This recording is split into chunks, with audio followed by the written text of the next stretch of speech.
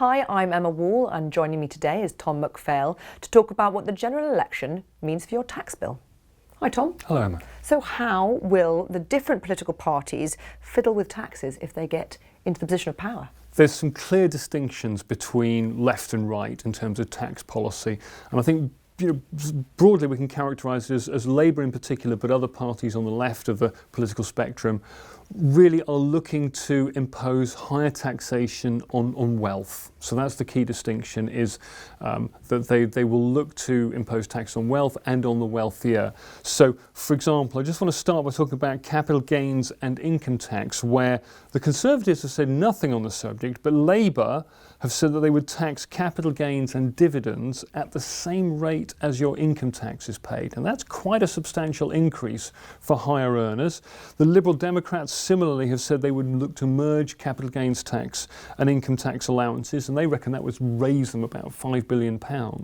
So for those two, there's quite a distinction between the current Conservative policy. The Greens as well, I want to give them a mention. They've also talked about merging income tax, national insurance, dividends, capital gains tax and inheritance tax. So they would look to bundle all of individual taxation into one overall tax rate. So I think if we see a Labour-led government on taxation of wealth, we'll see quite a departure from the current system there. And that is both a simplification of the system, which broadly most political parties are in favour of when they talk about what they want to do to tax, but the main take home for what you're saying there is really it's the wealthy who will feel the brunt of that simplification. That's correct. And if we move on to income tax, where the Conservatives have made a very bold promise that they will not raise the rates of income tax, national insurance or indeed VAT, and those three between them account for around 2/3 of all government tax revenue. So that's a very big commitment, and they've gone further than that and said they will look to raise the national insurance threshold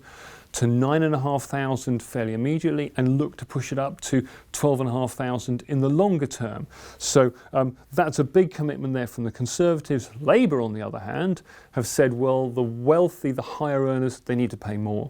So if you're earning more than £80,000 a year, you'll then be facing a top rate of income tax of 45%. And if you earn over £125,000 a year, you'll be paying 50% tax, and that's on top of your national insurance costs as well. Liberal Democrats, again, worth picking out them, they've said they would raise all the bands of income tax by 1%, so up to 21%, up to 41% and up to 46%, depending on which band of tax you pay. So this is a contrast to most previous elections where there's been this relentless pressure to cut taxes as being the way to appease voters. What we're seeing here from at least the Labour and Liberal Democrats is we're going to raise taxes and we're quite unashamed about it. And I also just want to pick up on the marriage allowance, where both Labour and the Liberal Democrats have said they would scrap the current marriage allowance. The other parties have not made any commitment on that. And then from income tax to income itself, because there have been some promises or some policies that seem to indicate there'll be a change to the living wage. Yeah, so all the parties are talking about increasing the living wage. They recognise that is an important policy ground. So the Conservatives looking to go to £10.50 an hour, Labour to £10 an hour. The Liberal Democrats have said they'll introduce an independent review of the living wage.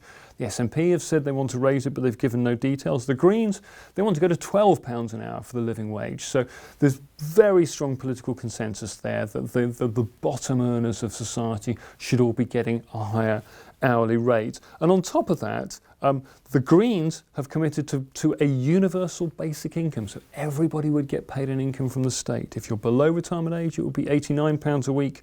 Above retirement age, £178 a week. So for pensioners, that's a very generous payout.